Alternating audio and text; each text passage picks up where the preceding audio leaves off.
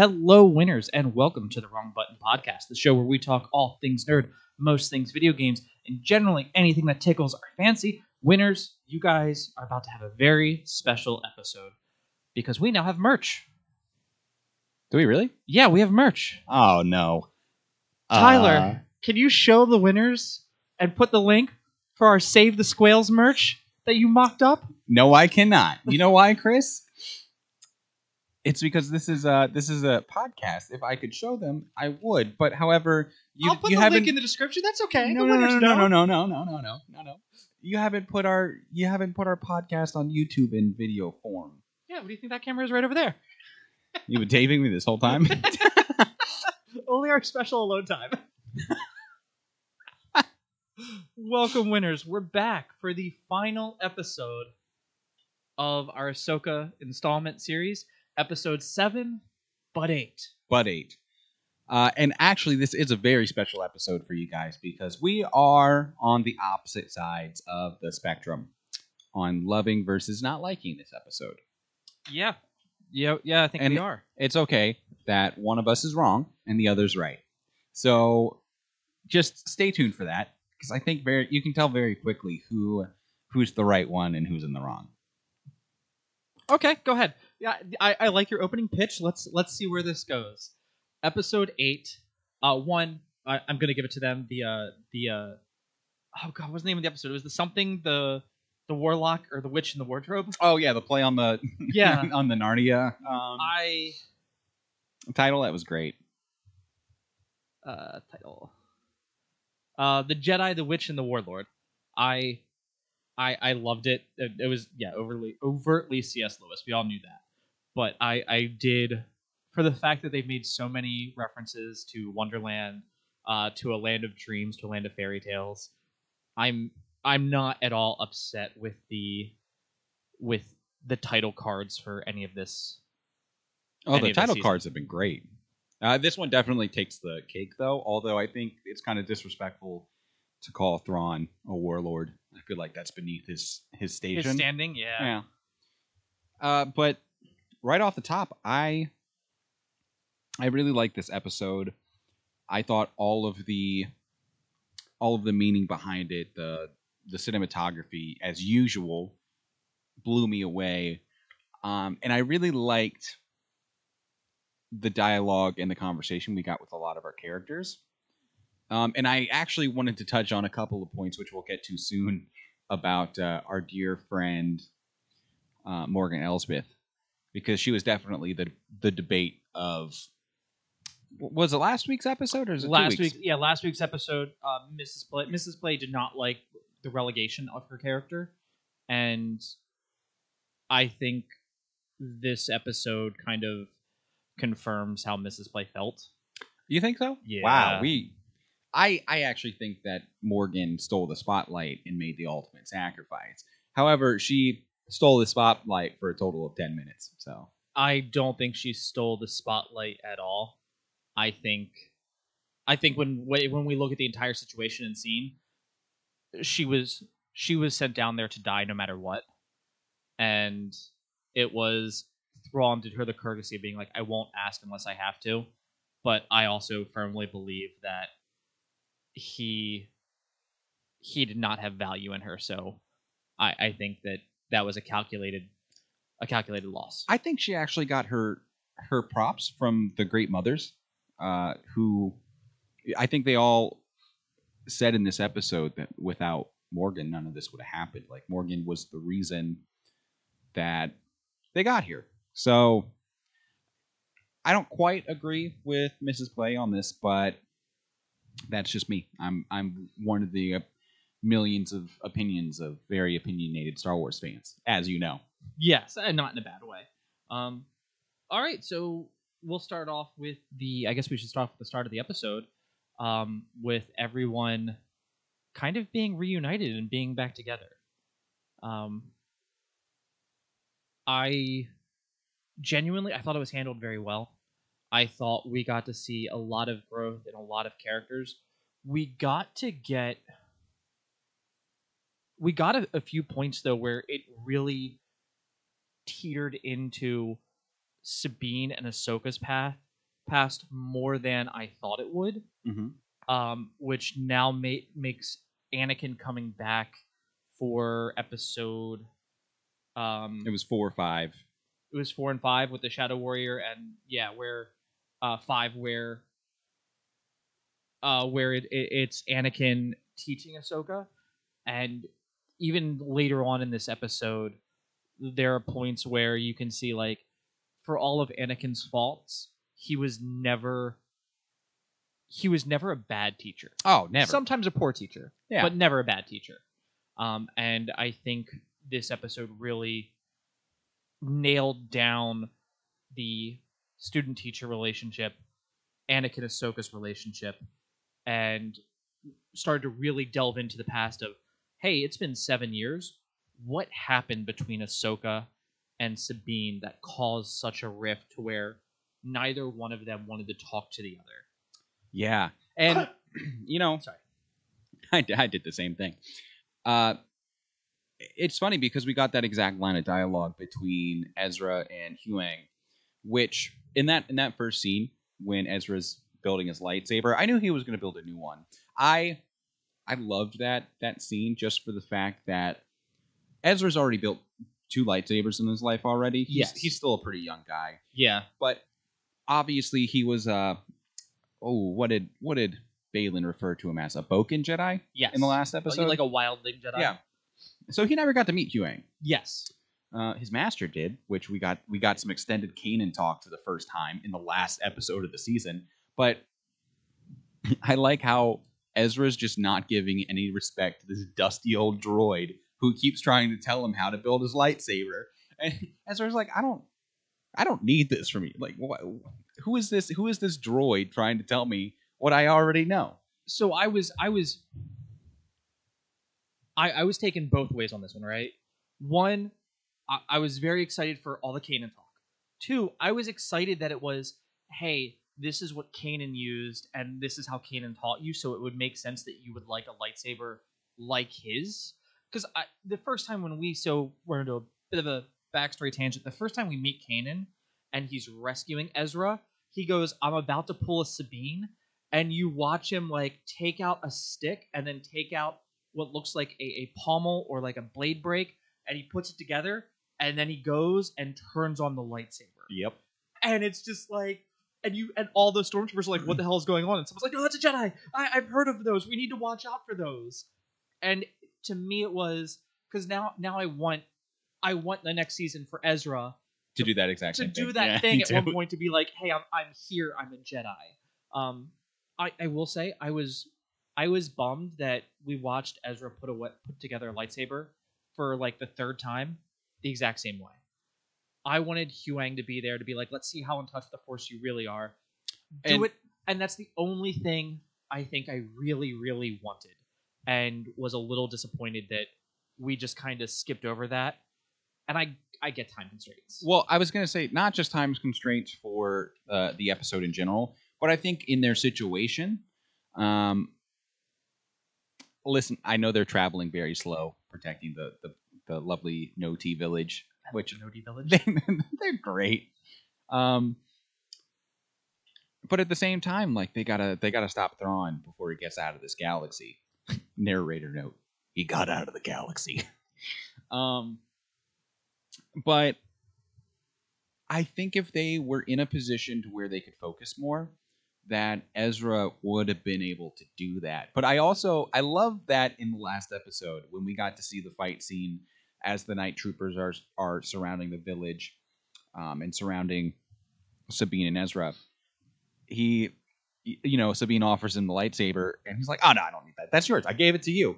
The Force is my ally." And then in the starting scene of this next episode, we see him building a lightsaber. He's like, okay, maybe a lightsaber's handy. I get that. Yeah. You're right. I thought it was I enjoyed that he was building it. You're right. I love the Huang talking. I love that Huang goes, I had 2 of these. Have you seen the close-ups though of people comparing Ren's lightsaber or Shin's lightsaber to, and it's like the same hilt and everything else on the for the emitter? No, actually I didn't. Yeah, it looks to be very similar. I think hers is concave, whereas theirs is a little more convex. Mm-hmm. You guys can learn something. Google those words; they're great words. But yeah, that was I loved that scene. I loved that they kind of Huang is now the one that's telling him what happened because he's a droid. He's going to be logical. And also, where was this backstory in the first episode? I'm talking just for pacing and maybe to fill in the general audience.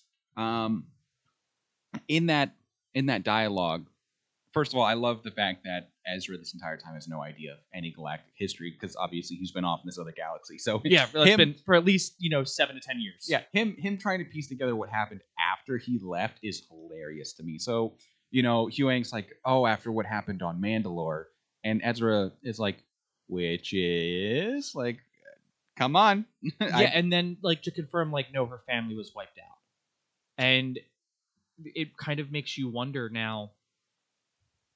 Are most Mandalorians are there a handful of true Mandalorians left, and everyone else is an adoptive, of the kind of of the order, Mm-hmm. where it's you're Mandalorian by creed, not by people. Yeah. And now it's going to be okay, maybe we can intermingle this and rebuild until several generations where no one cares anymore. Yeah, and I think you hit the nail on the head there too, because there can't be too many Mandalorians floating around in the galaxy at that point. Because we saw what the Empire did in the Mandalorian. Yeah, Mandalore got wrecked. They rightfully so. It needed to. Whoa! Sorry. Whoa! From on wrong button, we don't promote genocide. We don't. Here. Okay. However, if I were running an evil galactic empire, and I might have to face the Mandalorians, no, I might develop super weapons. Chris, please take out your lightsaber. I need to see the blade color. Oh, it's blue. He checks out. He's good. Oh, Master Jedi. I like that we can do that bit. But I definitely think that we would have benefited from hearing that exact story in the first episode, because I'm pretty sure we touched on it in our earlier podcast. It's when we see Sabine, she's a very broken person. Yes. And I think a line as easy as that to throw in would explain why she made the choices that she did beforehand. I think it would have just been nicer for the general audience who maybe didn't know about the fall of Mandalore. Maybe, So I'm gonna assume most of the audience for this one has watched The Mandalorian. I would hope so. So they probably know that something bad happened to Mandalore, and they're like, okay, we see Sabine. She has a Mandalorian helmet, and we know something bad happened to Mandalore. We just don't know what level she is on. Yeah. I think the first 2 episodes though had a bigger issue, not an issue, but a bigger thing to overcome, which was how do we explain 10 years worth of animated series that most people are gonna be it's animated, I'm not gonna watch it. So I'm gonna give those episodes a pass, and I think it was built in very well, because the person that needs to understand the most is the person they just found, the possible love interest, everything else, that person who is one of the last people that Sabine probably feels like she connects with, because let's face it, Kanan's dead. Oh. Hera's being a mom. Yeah, it's one of those things. She's kind of busy. Yeah, she's being a mom and she's a general, so that other family member's gone. Zeb, I think, is training recruits. Yeah. So he's gone and working. Ezra would have been the only other person that she had, especially after everything happened and everything with Ahsoka. Mm-hmm. So, yeah, that's how I think it was well to have it here. Yeah, and I'm gonna save my comments for a couple of other lines that Huang said until we get into the real meat and potatoes of that should be my slogan. Meat and potatoes. Getting into the real meat and potatoes. The real meat and potatoes. Okay. I thought it was a great touching scene between Huang and Ezra. The name dropping of Kanan. I love how Huang knows he's being disrespected by this guy messing up his lightsaber shop in his shuttle that he's lived on for decades. This man's ship. Is that the ship It's that was the same in the one. show? It is the same one In Clone Wars. Oh, was it? So it really makes you wonder where the hell Huyang's been all this time. But if you think about it, he's a droid. He doesn't need much to survive. He could have Yoda'd this whole thing, landed on some random planet, chilled in the forest for a few decades, and then came back when he was needed. You know, I'm sure if I had to guess, we'll probably end up getting a comic or something explaining when Huyang and Ahsoka got together. Mm-hmm. If there's not one out there already, but I'm not aware of it. However, I would love to see that. That'd be a fantastic premise for a comic. I'm sure somebody in LucasArts is already on that. I would think. I would hope, because comics are great at filling in a lot of backstory. But yeah, so I love how Huyang knows he's being disrespected. Name drops Kanan, and Ezra keeps asking the question of like, how old are you?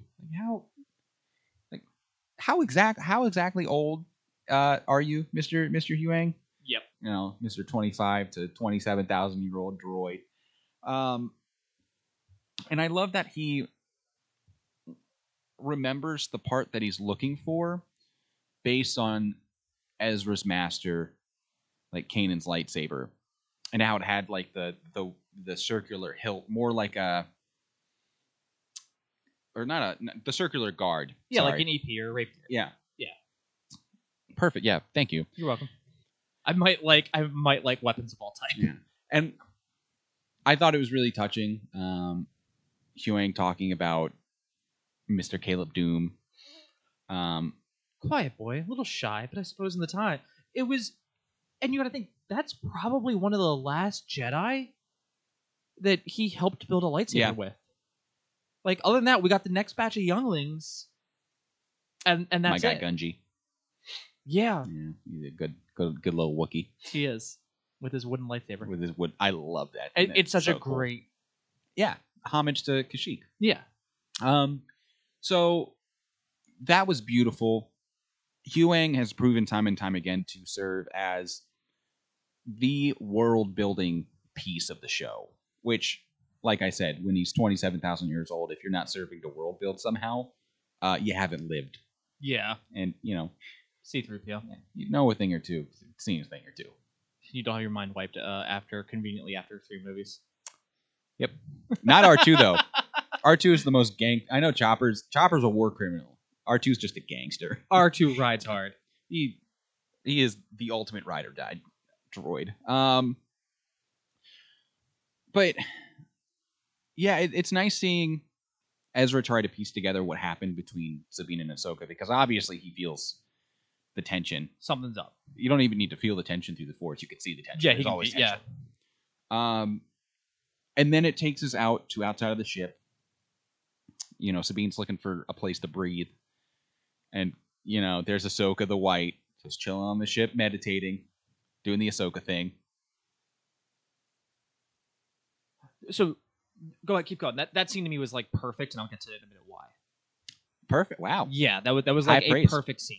I thought it was great too. This is Sabine, or Ahsoka confronting Sabine about the choice that she made, why she made it, and we got to see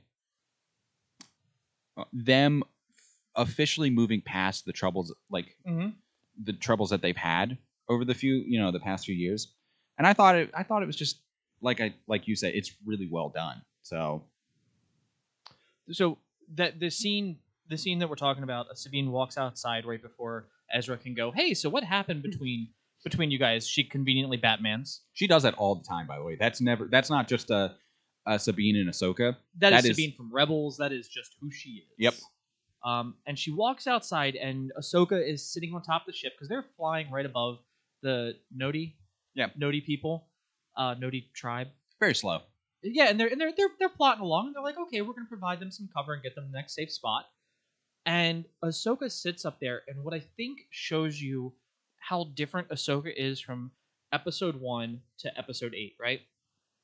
We're gonna compare 2 scenes, and it's 2 scenes when she enters the scenes, right? The first episode, what does she do? You watch her walk up, she looks around, she throws her lightsabers down, she does a force spin, she flip them up and catch and falls through it. It's like, yeah, that's never not going to be sexy, right? It's never not going to be a badass entrance. Can confirm. Very badass, very sexy. So this one, she's sitting up there, and what does she do? Well, the ship's a little round, so she just slides off the ship.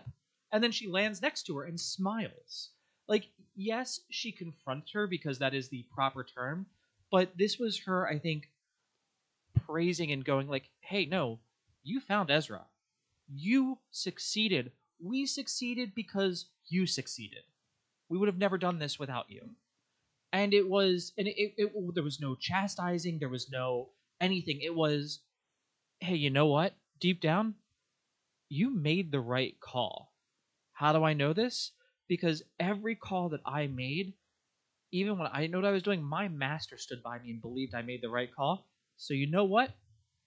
You made the right call. It is my turn to stand up to that in the agreement that we have and stand by you. And to me, it was like the dialogue in there, all of that was a perfect scene because it was a very different Ahsoka and a very different Sabine. And if you notice, like, this is Ahsoka, or I'm sorry, this is Ahsoka how we saw her at the end of Rebels, the enlightened way we thought she would be, and this is Sabine, the Mandalorian, and it's a Jedi and a Mandalorian. Like, scene was perfect scene all the way around. Super loved it. I also got chills when you dropped the line. It's like, my master stood by me, and she specifically says when no one else would. Yes. And for the Clone Wars truthers out there, which you and I both are, yes, you know exactly what she was talking about. That man damn near committed war crimes. Tried to. Yeah, he tried to commit war crimes. He did his best. Yeah, did his best. For those of you who don't know what we're talking about, we've mentioned it briefly on the pod before. But Ahsoka was framed during the Clone Wars for a bombing at the Jedi Temple that she did not commit. Her best friend and fellow Jedi Padawan, Bears Offee, committed this crime and then framed her. Nobody believed Ahsoka except for Anakin. She goes on the run, ends up clearing her name with the help of Anakin. They have this sick duel. Bears has these red lightsabers. It looks so cool. And so her name gets cleared, and the Jedi Council's like, oh, we're sorry, our bad. Except for Mace Windu, who's like, this was actually your great trial. Heck, Mace Windu, not a Mace fan. But Ahsoka decides to leave the Jedi Order anyway, which plays into Revenge of the Sith. And this is a lot of the reason why you see Anakin very distrusting of the Jedi Council because of what happened with his dear Padawan. Yeah. So, but yeah, that scene, I get goosebumps just thinking about it. Hearing you recite the lines, it was perfect. It was a great scene, and then of course the scene gets ruined because Ezra comes and goes, "Hey guys, I did the thing. I did." And he's holding. It is so much like an Ezra thing. Because the first time he's like, this is the lightsaber I built, and he shows off his little gun blaster lightsaber, and then the second one gets no fanfare because it is so generic. Hey, I like it. And this one, he comes in, he's got it above his head, he's like, hey guys, I'm finally ready! And then the TIE Fighters come in. So what I really enjoyed here was, panning back to that, we're going to go back to Thrawn and Morgan Elsbeth. Mm-hmm. So do you want to go ahead and take that part? No, actually, I'm going to let you take this part. Okay. They find the Jedi Starfighter. Thrawn puts together that they have all made it. So like the detachment, and they're slowly making their way, possibly towards his Star Destroyer and his fleet. That happened so early in the episode that I forgot it happened that early in the episode. Yeah. They started that scene with like, oh hey, the cargo transfer is complete. Let's get the heck out of here. Yes. And I was like, wow, that quick, huh? And then it became, but you got to think it's probably been a couple days like worth of riding. Oh yeah. Ezra like catching up, Ahsoka like getting there, making it planet side. Like timeline kind of feels like it is appropriate. One of the things that I super loved about that was that Thrawn goes, send out 2 TIE fighters. And I love the framing, like after he says like send them out, and he praises, excuse me, Morgan. Is this when Morgan gets like greeted by the sisters? Or is that yes. after this? Okay. So one when we kind of get to see what makes a true Night Sister. It's kind of terrifying. Not gonna lie. But now it makes sense why. Like I thought. So I thought the Night Sisters got tattoos. So, for instance, the two Night Sisters that we really have to go off of that aren't like Mother Townsend and aren't Mother Townsend Yeah. are Asajj Ventress and Marin from Jedi Fallen Order and now conversely Jedi Survivors. And what happens here is the Morgan Elsbeth gets praised because she heard the call of the Night Sisters from across a galaxy. No, across the universe. Nice long distance phone call. Yeah, she picked up and said, "Yeah, I'll pay the charges." um, and they sit there and they go, "Are you like?" It kind of feels like she gets to ascend, and they go, "Are you ready to have the shadows? Are you ready to forsake everything? Go back to the old ways and the magics." And I love that they pluralize magics. Like they're going very, very like Middle English magics. Yep. And so they do this thing where they give her the shadows out of the three great mothers that are there, and you watch like her eyes kind of like her skin like burns Mm-hmm. of the shadow and of the magic they're giving her. And Marin doesn't have this. Like she has some lines, but it's nowhere near to the depth that She don't have black eyes out she there. doesn't have black eyes, but Asajj Ventress does. So my question now is, hey, is it any access to the Force that changes their skin, or is it just the magic? So could Ventress have used both? Could Marin? Well, Marin no. Marin I think can use both, but that's a different hypothesis. But yeah, we Yeah. get to see the making of. I thought she was going to be another great mother.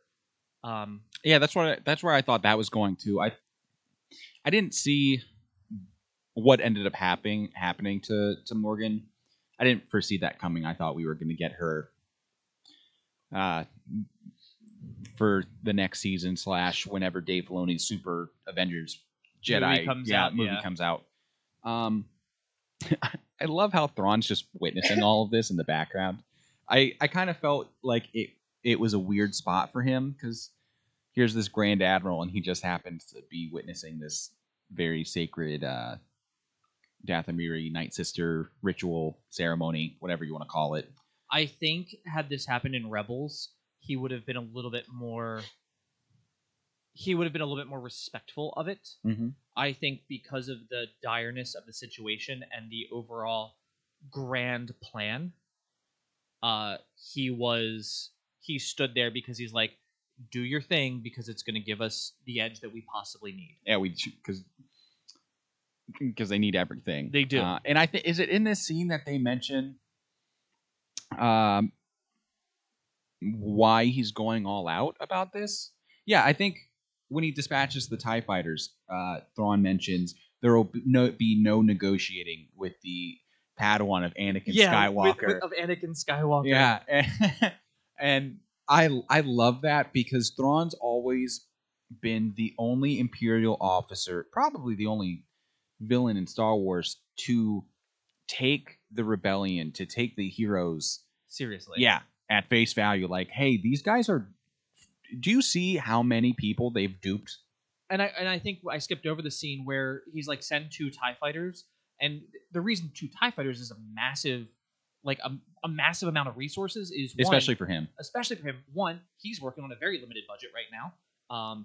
His ship doesn't look the greatest, No, and it's missing. It's missing his main engines too, and his troopers look a little worse for wear. The other thing is, Morgan kind of goes, hey, is this a little, like, don't you think this is a little much? And he goes, I have watched like dozens, hundreds of Imperial officers, overestimate or underestimate a Jedi and go, it's just one Jedi.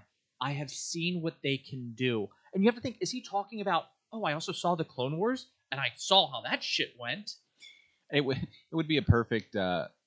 You've seen It's Always Sunny in Philadelphia. Yeah, I've seen most of them. Or the starting menu or like the starting title scroll. Yeah, with the music, and it's like I've seen many many Imperial officers say it's only one Jedi. What's the worst that could happen? And then it's like the screen with the music, and it's like Jedi kills entire like Star Destroyer. It's yeah, but it's something there where we get to see Thrawn like once again. We talked about the last season how Thrawn was so calculating and he knew the risks that were involved, and because of the direness, like he's looking at this like a chessboard where he's like, all right, I've got myself, a knight, and 3 rooks, and then I have a ton of pawns. Actually, all of his pawns might be upgraded to knights. We'll get to that a little bit later on in the show. Mhm. And but if I know that like one Jedi is worth 10,000 battle droids, Yep. I don't have 10,000 troopers. Didn't they break down that math roughly in the last season of the Clone Wars? Wasn't it Mace and Obi-Wan when they were fighting all of the... Oh, I was going off the Troidarian arc, like the first episode of like... Oh, yeah. Where he goes... Oh, yeah, that's where I was pulling from. Okay. Go watch Clone Wars. It's great. But yeah, and then we get to see, of course, now we get to see Mother Townsend become that... Or, I'm sorry, we get to see Morgan Elsbeth become... I'm guessing she kind of hits the like Asajj Ventress stage in her journey, because that's what her face kind of the way everything came down was reminiscent of that, and they gave her the blade of Townsend, which was Townsend. Yeah, Townsend. That's a place in Maryland. Townsend. Which originally when I watched the episode last night, we're recording this on Wednesday. Mhm. I saw the episode last night. Chris saw it today. Yep. I was sitting there and I was thinking, Mother Townsend never had a blade. And I was like racking my brain until I realized that Townsend and Mace Windu had a duel near the end of the Clone Wars when it was that arc where Jar Jar was trying to bang that queen from that one planet. They had a whole thing. I have to rewatch. I'm getting close to that. Yeah, it's you think I'm joking, but that's the summary. No, Jar that is Jar, the summary of it. I have it pulled up right here. Jar Jar's got around. Apparently he is one attractive man in the Star Wars galaxy, but maybe it's got to be the tongue, right?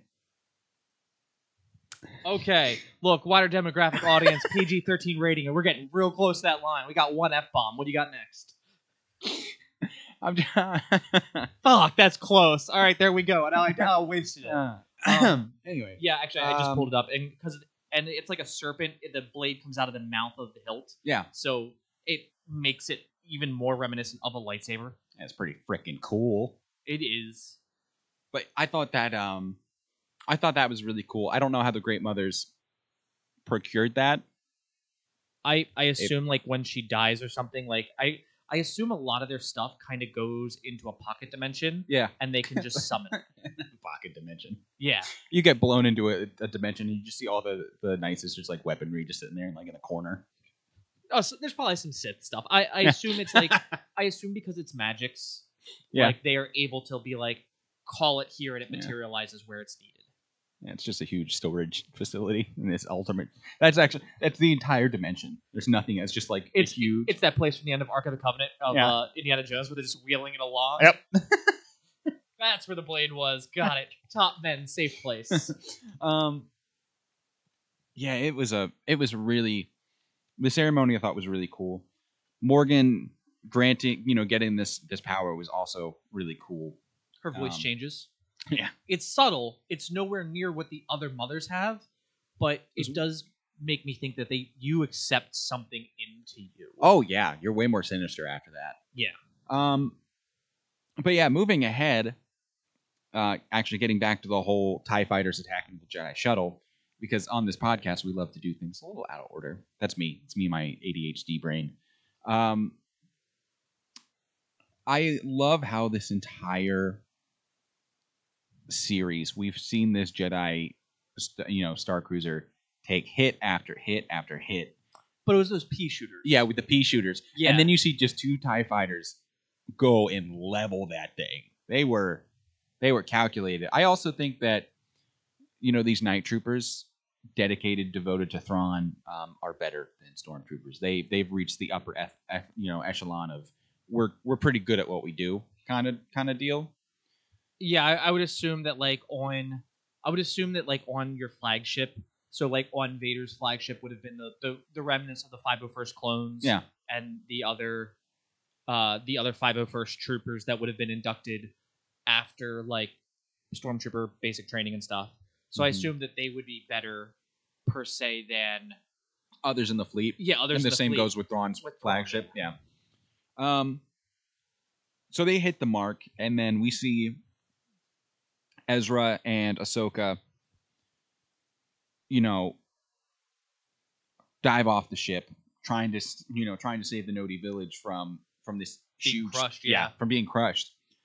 I thought that was really cool. It felt very, very Yoda-esque. Yeah, it felt very like, and I like the fact that like, because we got to see Anakin and Obi-Wan do this. I thought it was really cool to see two Jedi in their prime. Okay, catch the ship, hold the ship, and then it's like give the other person a moment to do what she needs to do. And so you see Huyang in the cockpit here, and he's trying to do all he can. And you see Sabine messing with this panel in the back, and Huyang's like, "You're only going to get a little bit of like a short burst of power from the engines if you do that, because you have Huyang here trying to save his home. Yep. This is his property. He's the owner of this proud Jedi starship." And then you have Sabine thinking about, how am I going to take down these starfighters? Yep. And so you get this short burst of of energy from the engines. The Jedi Star Cruiser pops up, clips both of the TIE fighters with the wings, which was so cool, by the way. Yeah, so it's really cool because it also gives us this perspective of, and they made this joke in The Mandalorian when he gets after the Razor Crest, and the Razor Crest goes away, and then his mechanic is like, "I got one for you." Bam! This is a Naboo starfighter. Back when ships were made by hand. So if you're telling me that was like, and like that was a very pretty ship that they turned it into. Oh yeah, the whole like metal Mandalorian. It was great. I still like the yellow one, but that's me. The other one looks good. This one looks like somebody took that and made it into a hot rod car. Yeah, hot rod, definitely. Days. But this felt like the same thing where it's like she's like, "Okay, I've got this. Don't worry." Yeah. Because the TIE fighters, they nail them and they're turning back to do one more sweep, and they're firing at one ship, so they have to fly close. And then you're right, she just boom, burst of energy, slams the wings into the sides of the TIE fighters. TIE fighters are mass produced. Yep. They're combat ships. Well, no, it's like take an aircraft carrier, like take like a F-22 Raptor, and then like take like one of our big beefy like Hercules C-130s. Yeah. That F-20, like the both of them are going to go down, but one of them is going to take a lot less damage. Yep. And the ship crashes, and I gotta give it to Dave for the comedic, because when the ship hit the ground, you just heard the creaking and the creak, and I was just like, everyone's okay. I'm not even worried about this. So I wasn't worried for a second. I am 100% worried because, as I've stated many times on this pod, if anything happens to Huyang, I will riot. Dave will be hearing from me. Okay? Dave will be held in my basement. Yeah. Listen, I don't care if he tweets at once every 2 to 3 weeks about his little Ahsoka drawings. No, Dave, I'm coming to wherever you. I'll find you. But I'm trying to see if I'm subscribed to him on Twitter. Yeah. So you see Ahsoka and Ezra. They're hauling it to the crash site, and they look down and you see Sabine and Huyang. And I love how Sabine, goes to walk up to Ezra and Ahsoka, but you just see Huyang in the background, just dejected. He's like, "This was my home. This was my ride. Do you know how long I've kept this thing in service?" He did not move. Like, I wish I could have like just a still frame of Huyang looking back at his ship. He was. You saw him there just like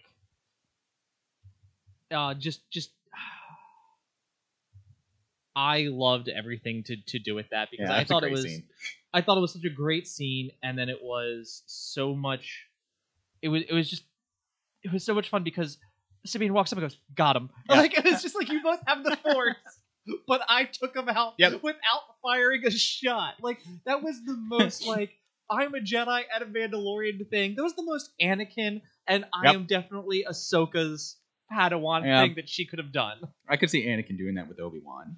Oh God, yes. I'm pretty sure he's done something like that. Something like that, yeah. So that was pretty funny. That was great. Getting to see it flashes back to Thrawn at that point, because they get the report of, the TIE fighters making a successful strike, and then immediately losing contact with him after that. Yeah. And Thrawn is like, oh, well, it's going to be almost impossible, if not impossible, that they reach us in time. So, like, the TIE fighters, an acceptable loss, I think, is what he ended up saying. An acceptable loss, but it also sounds like he goes, give a writ to their commanding officer. Like, oh, we're still going to chastise the fuck out of him because they couldn't come back alive. Like, I was like, damn. So that's a joke from Starship Troopers, where they go, if you're going to die, bring back your gear. It's worth more than your life. And that's what it felt like. And but I'm sitting here going like, I mean, up until this point, he ain't wrong. Like, he has other pilots in that place. He don't have other ships. Yeah.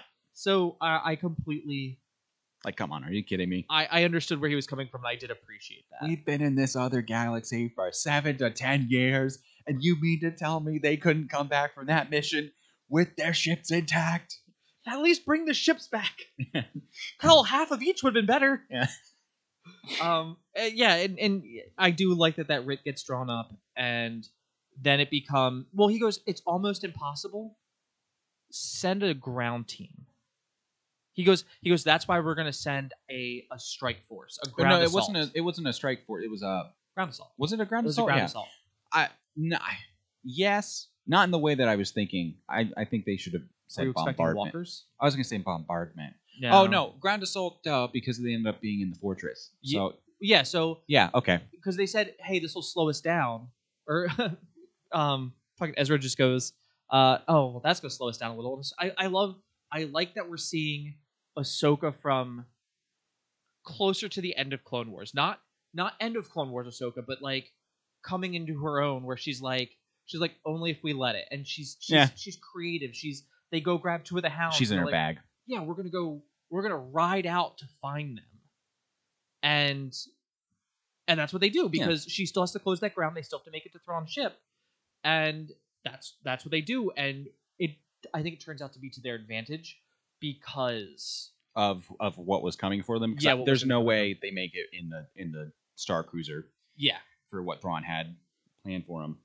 That I thought it was really cool how they approached the Night Sisters fortress, and that Ezra had never been back there since getting there, essentially. Yeah, he was like, it's too dangerous. Yeah. Because he says, Thrawn came here, he woke up the sisters. Yeah. Rebuild a starship, too. Yeah. He woke them up? Yeah. So we know what happened to Mother Townsend. Yeah. Oh, she got. So we watched the Clone Wars. We know that they can possibly possess people well after death. Mm-hmm. And then if you watched Clone Wars and you played Jedi Fallen Order, we know that they can become zombies. Yep. Like, what do you mean you woke them up? This is where we got to the point where I was like, I want more exposition, but at the same time, the lack of exposition is terrifying, I like that more. Yeah. Like, I want the lore, Dave, but please don't tell me the lore, but I want the lore, Dave. Yeah. And I love how quick Ezra was about just, like, giving the synopsis of his last, like, 7 to 10 years. He's like, I'm not coming back to this place. I'm one person. I don't even have a lightsaber at this point. Yeah, it was... You think I'm coming back here? It was very. It's like. Oh, it was too dangerous to come back alone. You're not alone. And it's like, I don't. It was one of those things where I'm like, I mean, to be fair, it is just 3 of you. Yeah, I was in a giant mystical fortress. I don't know how I feel. I don't think I like your odds. Never tell them the odds. Before we get to that build up, there is a very important scene where Thrawn says we're going to send a ground assault. Yep. Because it's the Padawan of Anakin Skywalker. And we ain't fucking this up. No. And that's when he tells, like, that. I think that's the whole. Okay, yeah. That's when it happened. And Morgan goes, he goes, these are the volunteers. And she goes, yes. And he goes, and did you explain what it could cost them? Knowing what we know 10 minutes later, that scene has a whole other tone and meaning to it. Like, that scene is, hey, they know this is probably gonna be, like, this is going to be eternal damnation to the highest degree. Oh yeah, you're never getting home. And also, I wasn't even going with like. Not oh, I getting know, home. I know, Okay, but I'm okay, just okay. saying, like, that's also just a, Yeah. But yeah, that was really really cool. And I super loved it. Also, I just think it highlights the fact that Thrawn has become a cult leader in this Oh other yeah, galaxy. he is totally now a cult leader. Which, if I were a stormtrooper, and let's just paint the picture here real quick. Battle of Lothal. I'm a stormtrooper. I joined up for the health insurance. Okay. For the benefits. My family's chilling on, let's say, Not Corellia. Corellia. Okay. Yeah, they're from Corellia. I didn't want to be stuck in the Boston shipyard like my father was. Yeah. I joined the military. Okay. Exactly. We're gonna go get the this rebel cell at Lothal. Finally, we're gonna put a whole end to this. Space will show up. We get transported to a different galaxy. I'm sure Thrawn finds that out pretty quickly with the star maps being obsolete. There is one person in this entire galaxy that I know to be very effective at what he does.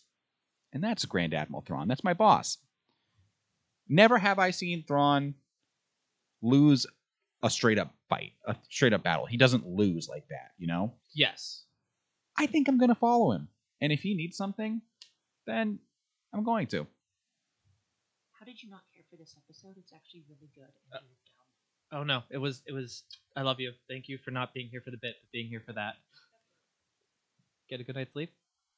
I love you. See? Okay. See, this is This is why you don't bring significant others into your work. into your work. Oh, what? You mean to back my side? I mean, she's not down here. Mine came down here to chastise me for that. It's okay. Chris is wrong, and he should feel bad for being wrong. This Anyway. was yeah. We'll get to it. We'll get to it. So they ride in. I like that the turbo lasers are firing down on them. That is a very Thrawn thing to do. When I had chills like watching this whole thing because, as you said, Thrawn, he's pulling out all the punches. Like he's not. There is no bad guy, evil. I'm bigger than this. These guys don't scare me. Oh no, He is a tactician. Yeah, and he is there to be ruthless and efficient and achieve a goal. Yep, and he is he's working on it. Yes. I thought it was really cool. They're riding in, turbo lasers are going everywhere, and they're gunning it for the front door, which I loved Ahsoka's approach. Like, oh, hey, this armed fortress, try the front door. Yep. Because in reality, they don't have time to try anything else. There's no sneaky here. We're gonna have to go in, small strike team moving fast. I thought it was really cool to see them work together while these wolves are booking it. Yeah. And they're trying to pull open the door with the Force. And at first, it's just Ahsoka and Ezra. And then I like how Ahsoka's like, "Hey, Sabine, help! Yeah, come on, pull your weight. Come on. Yeah. We're done with you being the helpless Padawan here. Yeah, okay? we need you to do something. This is main character energy right now. We need you to be a main character. So that was really cool. They get into the doors just as all the night troopers are coming down. And I love how they basically just poster themselves right there.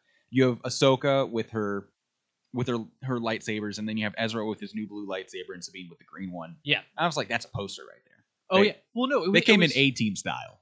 It was also very reminiscent to, like, okay, we've got green of, like, we've got the two Jedi colors, and then we have white, the balance in the middle. Yep. So I thought that was really, really good. I thought the stormtroopers are down there, like, they're throwing bodies at a problem. Oh, yeah. And their whole point is Thrawn just needs to get away. And I like that they get taken out quickly, efficiently. I like that was a cool fight scene, too. It was a cool... I loved... It was the best fight scene, I think, especially of this episode. Yeah, and I thought them working together as a team was so cool to see. Because you have Ahsoka, who's well-rounded, great at everything. Yep. And then you have Sabine, who's not great, like in her Jedi abilities and her skills with the lightsaber, but she had been training. You can see that she's been practicing. Yeah, she's been deflecting a lot of stuff.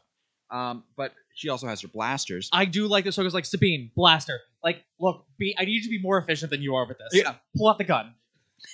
But I also think that's Ahsoka really accepting her for her heritage too. Yes. And I'm sure that's probably what they had to do with Tar Vizsla, the first Mandalorian Jedi. If I had to guess, the masters at the time probably had to take this kind of approach with Tar Vizsla. You're going to use style gun saber. Basically, yeah. Yeah. And then you had Ezra with the Force. He's just throwing people around. He's just throwing people around like crazy. And you're right. They make quick work of those night troopers. And then they start to go upstairs. Yep. They start to. And then Thrawn goes, "Sisters, I have work for you. I need a favor for your favorite little golden blue boy." Yeah. And they start chanting. And you never want to be around when Night Sisters start chanting. It never ends up good. It does not end well. And they start, and it is the chant from Survivor or Fallen Order. It's the chant from Clone Wars. Like, it is the chant. It's the chant from Rebels too. And actually, this is why I had an issue. This is the only scene I had an issue with. Was because I think Ahsoka was the one who said it and asked Ezra, have you seen this before? And they were like, no, we haven't. But they had.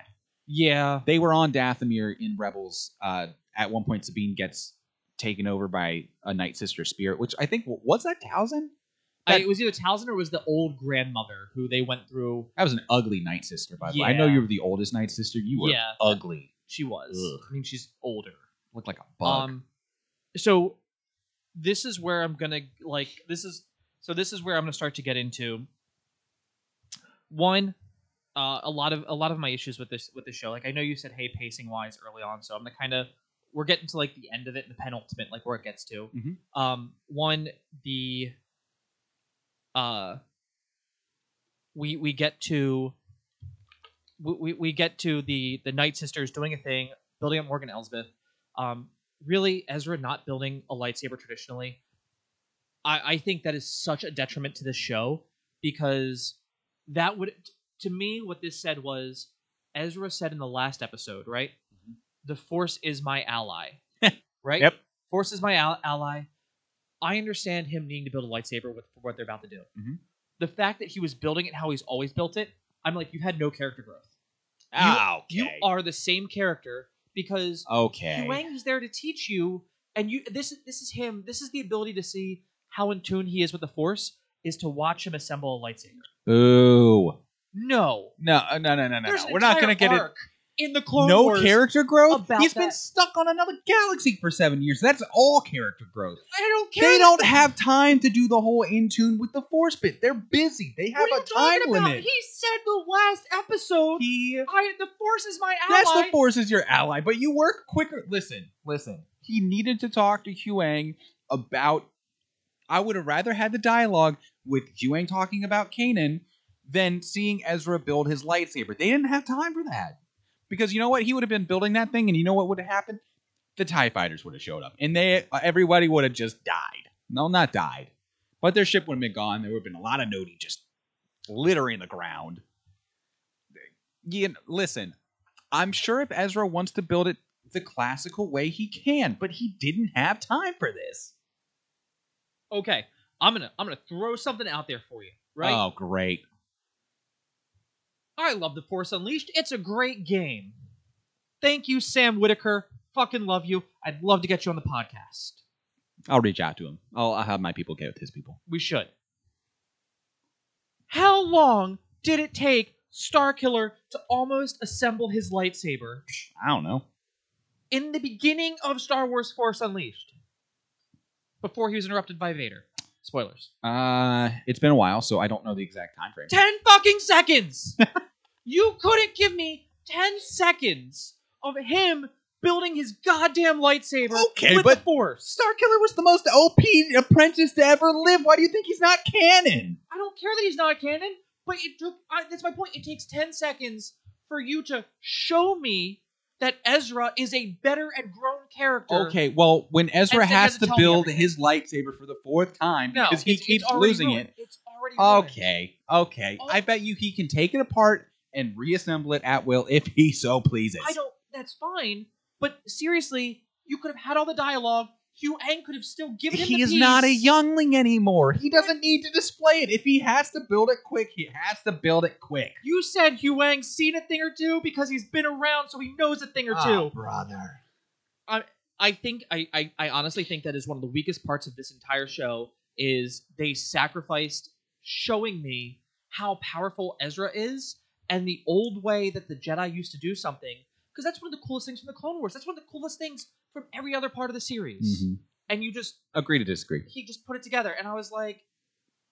Kanan Jarrus would have put it together the classic way the first time. Ezra, like, this was our chance to see a traditional lightsaber being built.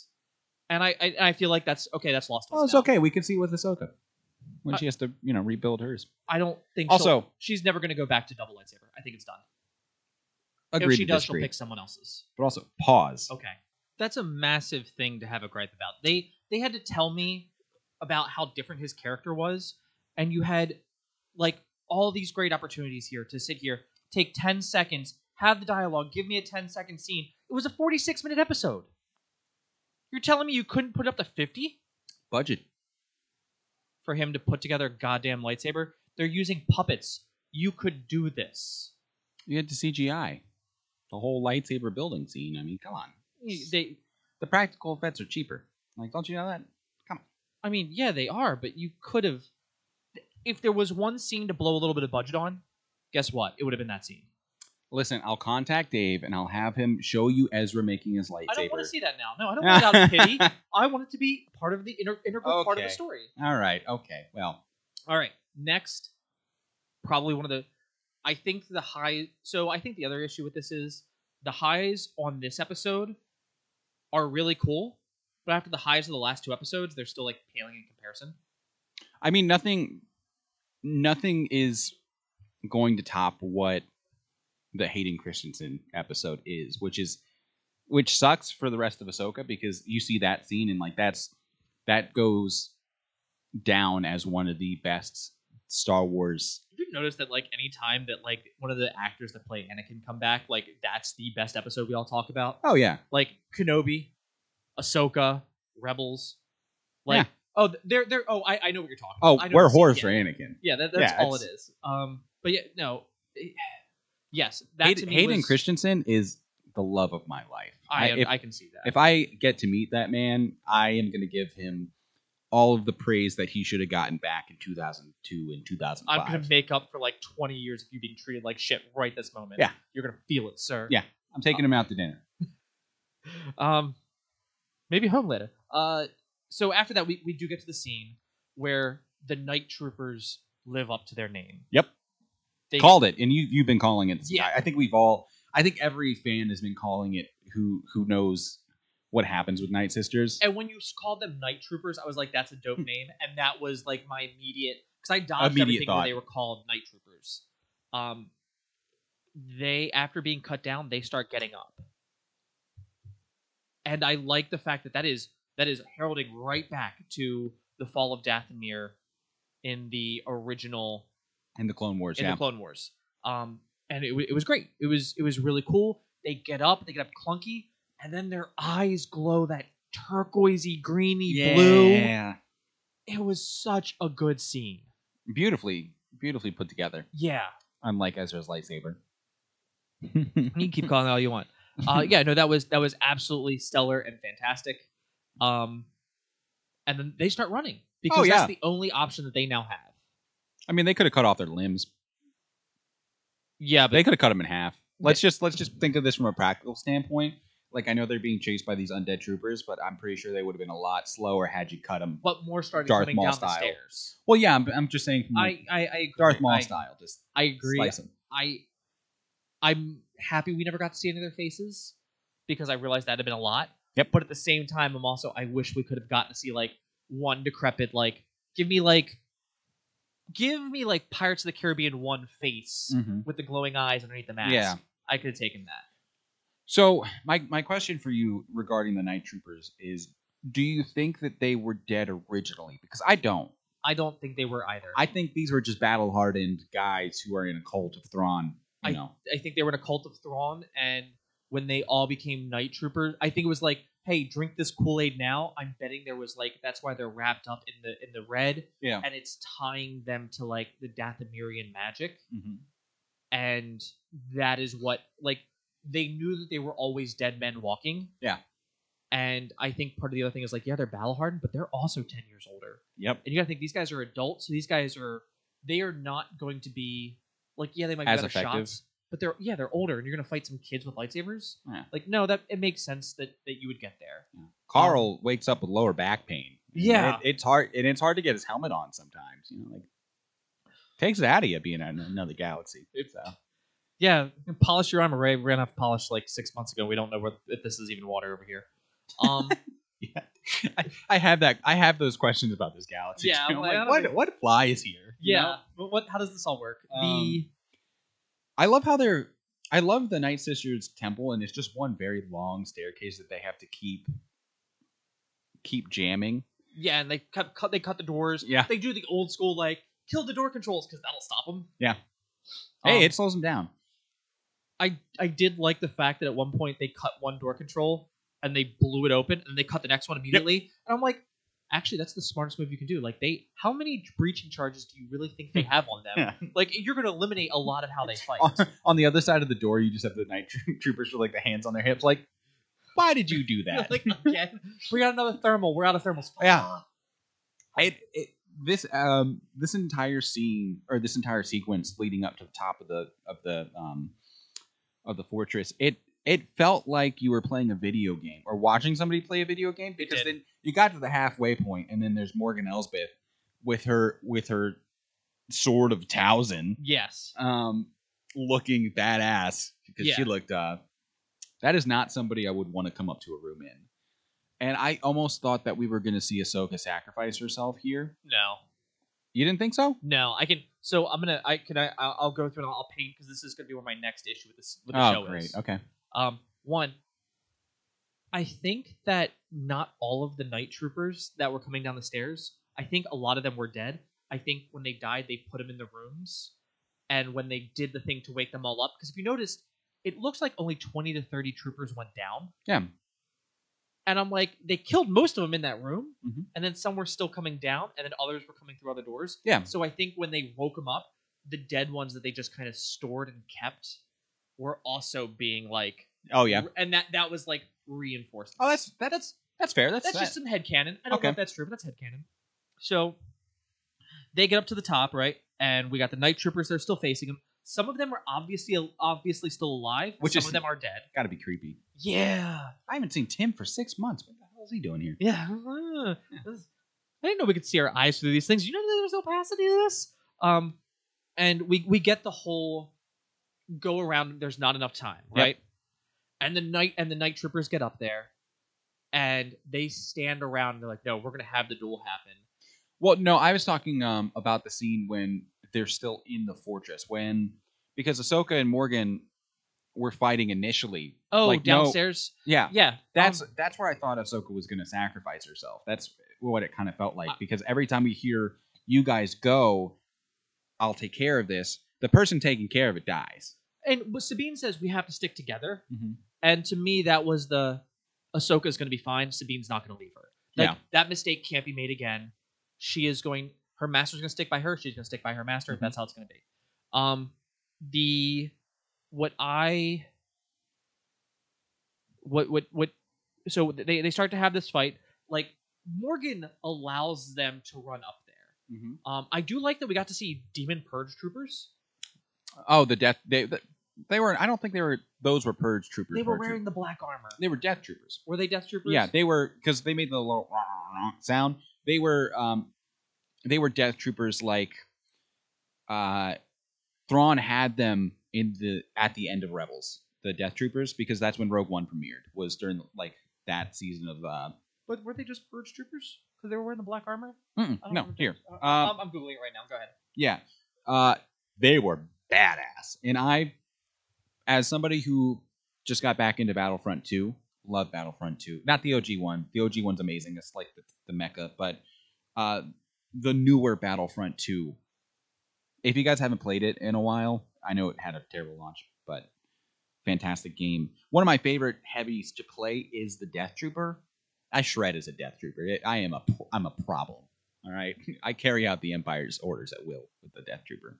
I love that we got to see Sabine and Ezra struggle.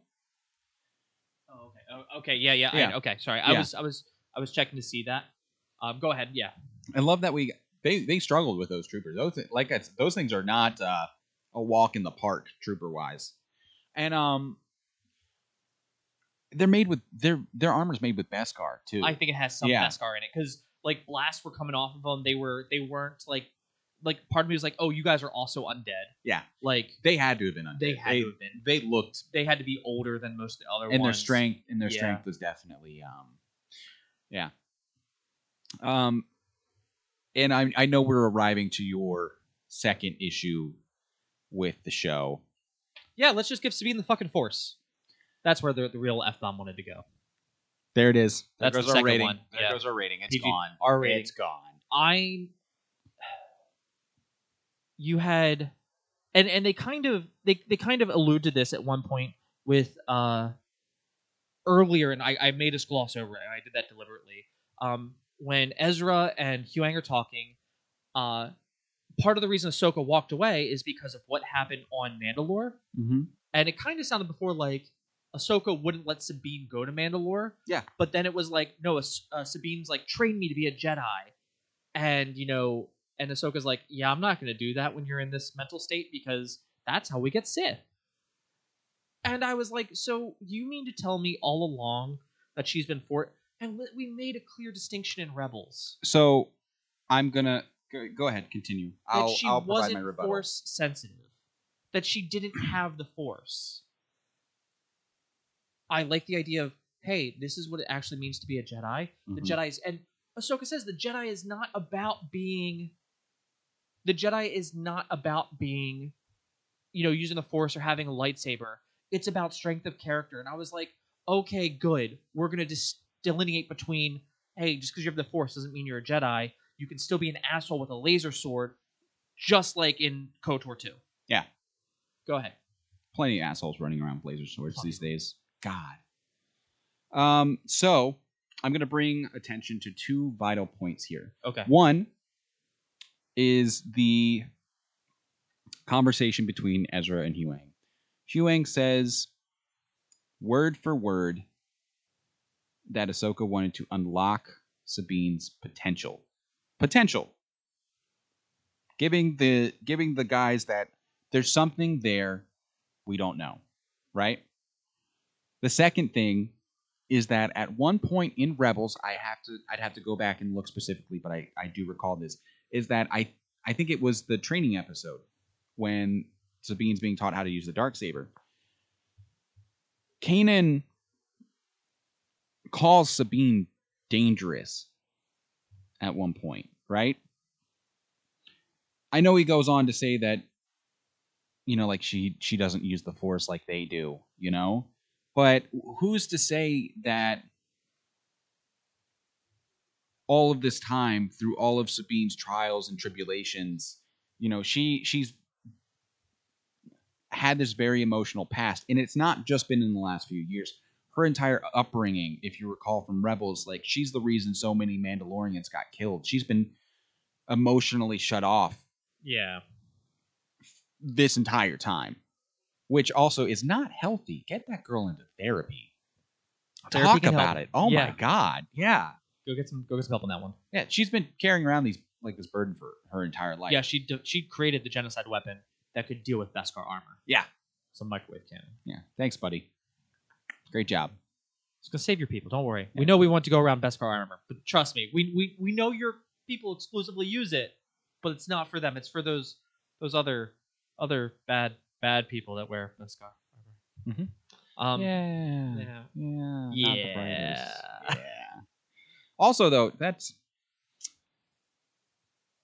was a great arc in Rebels. It was. I will say even though she used the Force.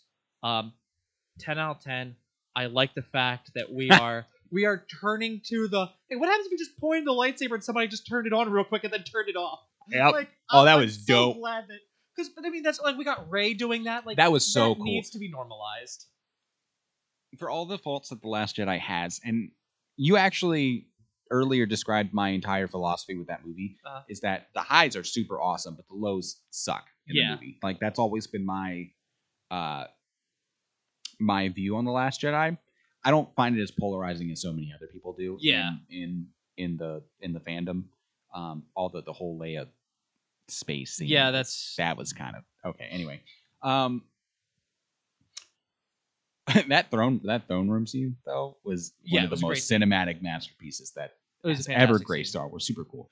But that's how I'm rationalizing this with Sabine, is that maybe she was cut off from the Force this entire time, kind of almost like Cal was cut off from the Force, but maybe it was something that wasn't intentional. Yeah. But I think there's an avenue for them to explain this. I'm not gonna fight you as much as I did earlier, because this is a very understandable position to take. Yeah. For me, I've rationalized it. I'm putting my trust in Dave here that he will get more explaining from this. But I don't know. I just thought it was really cool. It was decent. And we got another lightsaber turn on to the side of the head scene. Mm-hmm. Ezra takes it on, and I think the other part here is this. This to me felt like the most MacGuffin that they could do. So for those of you who don't know what MacGuffin is, a MacGuffin is the mystical thing that is going to be able to help you get through this. Mm-hmm. So in a lot of games, you find the magic item and then it's the key all along. That was kind of the orb in the beginning, but then they said nope, we're destroying it, and it instantly stopped being one, which was great. Yeah. So immediately after that, the ship's getting away, and Ezra's like, we can't make the jump. And I was like, didn't Sabine have a jetpack? No, she never had her jetpack in the series. She did at one time, yes. Yeah, but it was one of those things where they're getting away, and Ezra's like, I can't do it, I can't make the jump. And she goes, look, you go ahead and you jump, and I'll push you, and then you'll pull me. I was like, okay, we're gonna do the scene from. They're gonna try to do the scene from. It was from Rebels. From Rebels when they were on Geonosis. I was like, that would be super cool. The bug. Yeah, and they do the push. Ezra makes it on the ship. Can we just talk about that for a second? I love how Ezra is the exact same as all of us too. Ezra's like, I'm not so sure. I'm not sure I know this. He doesn't even know that she can use the Force yet. Yeah. He has not seen it. I don't think he saw her use the Force. Yeah. That was another case of Ezra being the audience. Yes. And she pushes him up there. Mm-hmm. And I do like and the troopers that are about to shoot at him for coming across, they're like, oh, well, I guess and then he comes up, and I was like, oh, that's actually that was clever. Gave him the extra little push there. That was really funny. That was still peak Stormtrooper moment. It was great, and it felt like right out of Survivors, where they have conversations.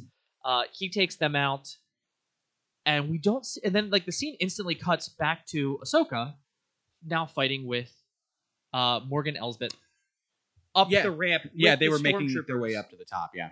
So I know you said Morgan was she was formidable. Mm-hmm. She was not. I think even with the powers, I think the second she even got the power, Thrawn was like, nah, you're he knew she had outlived her usefulness, and that's why he goes, hey, I have one more thing to ask of you. He knew that she was going to die. She had no way to make it. And the only reason Ahsoka didn't dispatch with her sooner or faster was because all the stormtroopers were right there. Yeah. So they were allowing them to have this fight because they respected the 1v1. They respected the 1v1, and the second that happened, the second she killed him, I think Ahsoka knew I survived and I can do it. We proved I could do it with Order 66, but that was still only 2 or 3 ways coming in.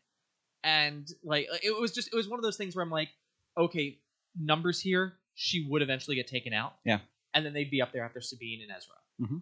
And so if you notice, the second Sabine says she's not alone, and we're like, you didn't leave her, you grew. everything changed. The entire fight went from being like, oh, we're evenly matched. This is my, and it instantly became we were never on the same page. And I think Thrawn knew that the second she's like, it's just one Jedi. Thrawn was like, okay, you've made 2 mistakes now, and I'm not going to give you a chance to make a third. You're going to be sacrificed. The second mistake being the second mistake being like, why are we pulling them back? Blah blah. And he goes, they lost time. I see. I saw this as Morgan's sacrifice for Dathomir. That's what I think this overarching thing meant. I don't think it was really Thrawn throwing her to the wolves. I think Both things can be true. okay, both things can be true, but I really think that Thrawn respected Morgan, the sacrifices that she made to get out here. Definitely did not gauge where her loyalties were, because her loyalties were to Dathomir this entire time. As you can tell, she was, because she says he goes for the Empire, and then she's walking away, she goes for Dathomir. Yeah, and sure, that's cool, but I think he also sent. I will also go out on a limb to say he sent her to die because he also knows he's going to kill the Great Mothers as well once he gets what they need. So, yeah, I mean that's what we're going to see, because that's Yeah. one of the many cliffhangers that we're going to end up finding. I just thought the second I saw Sabine back there, I sat there and I was like, no way they just reverse Ezra right here. We just got the gang back together. You mean to tell me that he's alone on that ship? And I love, as this is going on, you see it in the background, and the trooper, the night trooper, the dead one in the hangar bays, the comms are going off, and Ezra goes immediately back to his old ways. He's like impersonating the night trooper. Yeah. We're all clear here. Yeah. Oh, we got reinforcements. Thanks. And like, it was like thanks, buddy. Yeah. And yeah. Yeah, I love to see how I love that scene, because I was like, Ezra stowing aboard an Imperial vessel. Yeah, where we've seen this before. It was very. Ezra's really good at it. Okay, He is. I like the street rat. You know, yeah, he's the street rat that he is. Aladdin reference, guys. Yeah. It really he really embodies it. This actor you can does a good you job can with take that. Ezra out of the streets. You can't take the streets out of Ezra. But yeah, that was really cool. Morgan getting got like that, though, that was impressive.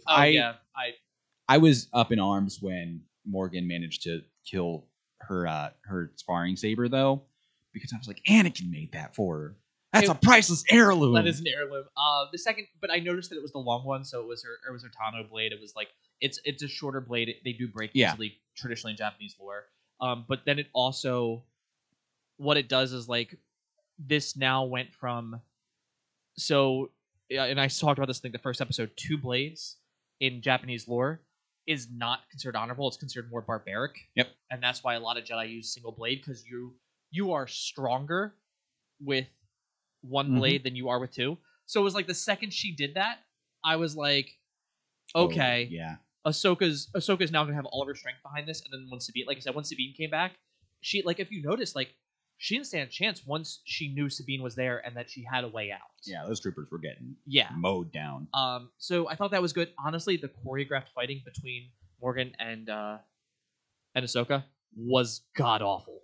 You think so? There was a point where she's like this, or like, because they're supposed to be like moving faster, but like they're cutting to the scene to like just show the blade like hitting the lightsaber. Yeah. But she's like she's up and blocking in a way that like you're telegraphing it. I'd have to watch the scene just for the choreography again. Yeah. To really. There were scenes where she's like swinging and like her reactions just, it's too slow to feel believable. And you love episode 3, go watch Obi-Wan and like when they're up in the one room together, the control room. Oh yeah, it's such a great fight scene. And then like, and this is what a lot of people had the issues with the fight that happened in the last Jedi when they're in the throne room scene. I give that one a pass because Rey can fight, but she's fighting elite guards and she's winning because she has the Force. Yeah. And so it felt chaotic. But this to me is like, okay, she's a witch of Dathomir, she's a lady of standard, she probably knows how to fence because of course. And she did in their first don't forget their first Yeah. duel in The Mandalorian. Yeah. Um, But Ahsoka knows how to fight, and so when I was watching it, I was like, this is not a believable. This isn't even a believable like. I just thought that it was like I said, it was a very poorly choreographed sequence, especially coming off of the Merrick fight, where it was like, no, this is just Ahsoka wins. yeah. So I'd have to go back and watch it. I tend to trust you though, because you are our resident choreographic expert when it comes to lightsaber duels. But also, stop holding things up to the standard of Anakin versus Obi-Wan in Revenge of the Sith. We will never get something that beautifully fine, done. I'll hold it up again. to the standard of Obi-Wan versus Darth Maul in Rebels. I'll hold it up to the standard of like the Merrick fight.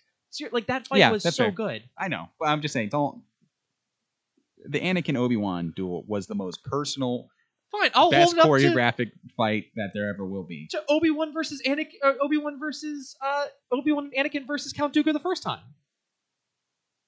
Okay, well, listen. I don't have a good rebuttal. That's for fine. you. I know you're right. it was like, to me, it was like I said, that took me out of it, because I was like, this doesn't make any sense, especially for her, like for the power up and the magic that Morgan supposedly just got. There was none of it. Mm-hmm. And so it felt like this very weird, like, what was all that if this is all you're going to be? Yeah. Or are they just saying, like, hey, you have to have this to use this blade? Mm-hmm. But, like, the second she got the blade, I was like, nope, she's going to die. She's outlived her usefulness, and they just need her to stall a little bit more. And I know that the mothers were like, she's fallen, and they kind of look sad. Yeah. But he sits there, and Thrawn goes, she made the ultimate sacrifice for the Empire. And it was very, very, like, he sent her down there to die. Yeah. I fully think that, no, he was like, she is not useful to me. So. Well, I mean, to be fair, though, in Thrawn's position, he would have sent anybody down there to die, because his entire objective is getting out of this galaxy.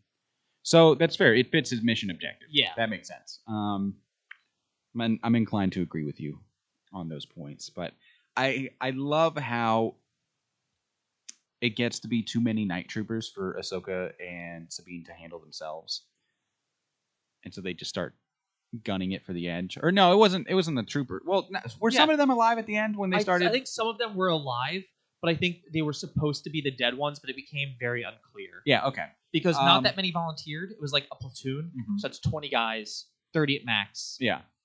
And then we did get to the scene, after the the Great Mothers were like, yeah, Morgan's dead. And Thrawn was like, oh no.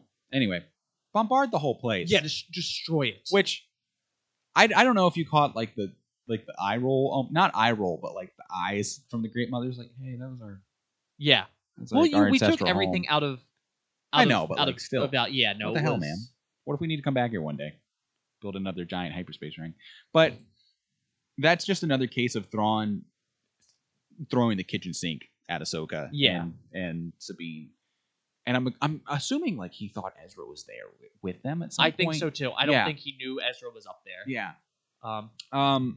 So they just start bombarding the whole place, and I had no idea where this was going, because earlier in the episode they're asking to see if maybe Huang can give a hand, like a helpful hand, which I can't believe we didn't talk. Fixing that ship longer than I've been alive. It'll be fine.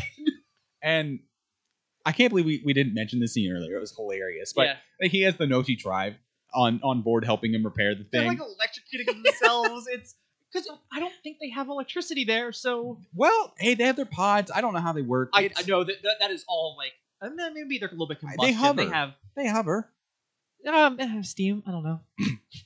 Their levers are not like it is not electric. Okay, I know it's not to the standard of a Jedi starship. Like this, by the loose connection and touching it, like you're just watching his little crab body. Like, and Huang's on the comms like, don't wait for me. Yeah, like this is not. If you can get off the planet, you can have better luck. And I'm glad, because that signaled to me at that part of the episode, like, oh, Huang's not going to be part of this. Huang's going to be fine. He's fine. There's his plot armor for the episode. But them jumping off, I legitimately had no idea what they were going for at that point. So it was nice to see Huang with his ship repaired. Yeah. Catch them on time. On time. So we get up to space. I legitimately thought they were going to catch them I thought they were gonna kind of pull. They were gonna pull a Han Solo, and they were gonna like land on and latch on. Yeah, yeah. that's what they were gonna do. We were wrong. Yep. Although I think No. Go ahead. I was going to say I think I think I made this Episode 1 and 2. I think you and I said they're gonna have to use the flip between to get back. Yeah, something Yeah. like that. We were like, oh, Thrawn's going to get back. I think that was one of our predictions. Like Thrawn's going to get back to the galaxy. But Yeah. that's a foregone conclusion. But I love how, the Great Mothers are like, the Jedi Starship's gaining on us, and Thrawn's just like, open up a channel. Let me talk to Ahsoka, Lady Tano. I knew your master. I wonder how much you'll turn out like him.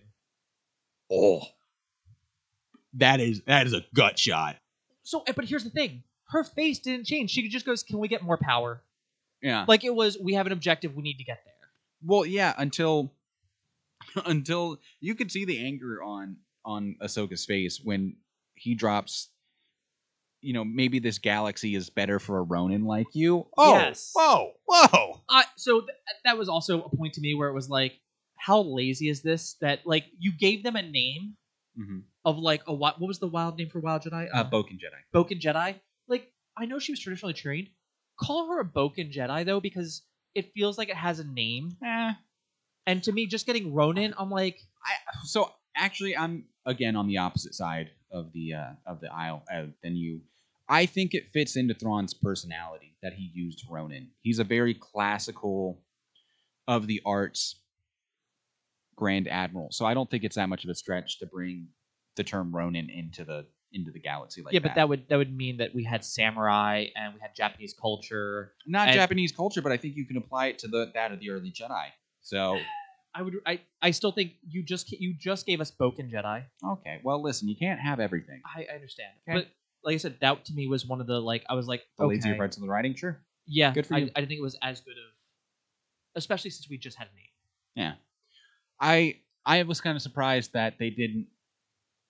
Actually, just kidding. I was not surprised that they got caught up in like the hyperspace. What would you call it? It felt like a wake. Wake. Like if yes, you were perfect. Wake. Yeah. And I like the ship was it made space feel like the ocean. Yep. And that's how it should always feel. Yeah. That was a really cool scene. And so you're sitting. I thought the episode was almost going to end right there. I thought that was all we were going to get. So everything that we got past this part, I thought was pretty cool. And I think we can just jump right into that, and that's how we'll end it. Yeah. Where do you? Okay, so we got 3 big ending parts. Mm-hmm. 4 big ending. 5 big ending parts. Oh Jesus. Okay. Which one do you want to start with? Ezra. Because Ezra. that was my favorite part. Oh. So we see the Republic fleet. Yep. And then you see this old shuttle, which I don't know what that shuttle specifically was doing on Thrawn's ship. It could have been around since. Well, it was a Clone Wars era. It was a Clone Wars era ship. Yeah, but they board. I think it's the one that he used to board their ship originally. Yeah, I think that's what it's supposed to be. Like how they snuck aboard was like an older.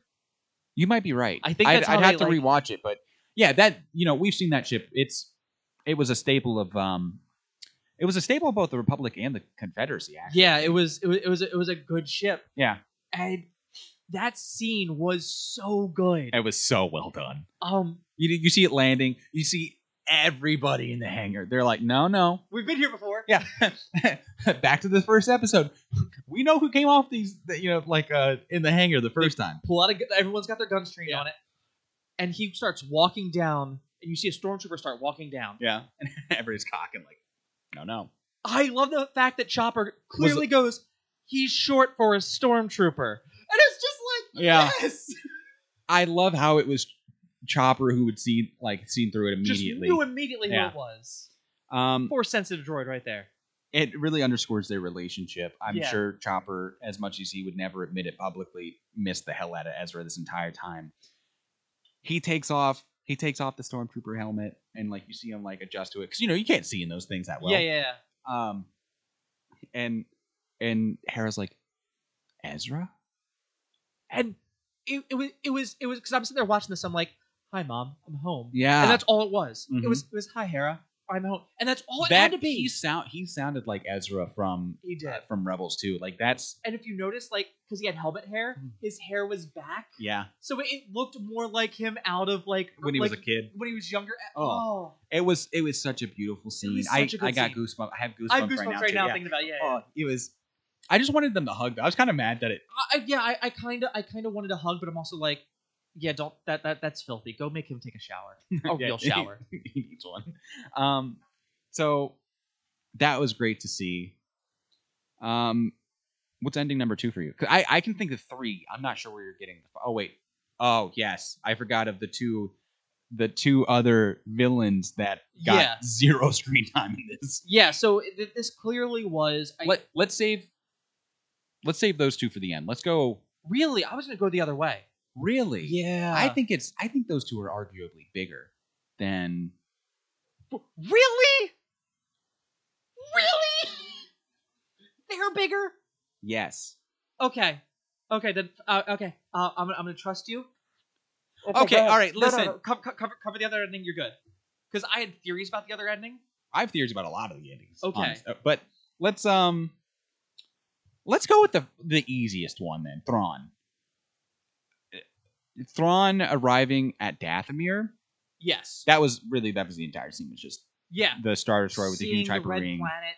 Oh yeah. Seeing all the catacombs when they showed the catacombs like in the holograms, and you're like, it's gonna take you 3 days and then you see. And actually, you mentioned it at the top of the episode. That was definitely Indiana Jones style. Like yeah, it was just rows in their hangar. So many. Yeah. This is the reboot of the Dathomiri culture right here. And then if you're thinking about it, like, okay, this is how we're going to build the troopers. I could see this being like, hey, this is how we get the cultists that are going to go to help build and bring the Emperor back. They're going to go to what's it called? Holy shit! I didn't even think of that. That's what I think. These are going to be the cultists that are in the stands. Do you think that Thrawn is still serving Palpatine this entire time, or? So I had that question in there where he goes for the Empire. He always says the Empire. He never says my Empire. Yeah. So I think he still sees it as he is doing a service. So this entire time, everybody's so afraid of Thrawn because he's the heir to the Empire, but not really. Thrawn never sees himself as the heir to the Empire. He's still serving the ideal of the Empire. And who's to say that? I don't know if you know this, but the Battlefront 2 campaign of the new one. We'll play that. You should. Wait, us too? Yeah. We'll play it. Oh, hell yeah! That was a great campaign. We'll do that after. What's it called? We got a couple short games to go through. But have you ever heard of Operation Cinder? I don't know enough about it, and I haven't played it yet. So I know it has. Without spoiling anything, it's essentially Palpatine's endgame if he got defeated for the galaxy. Yes.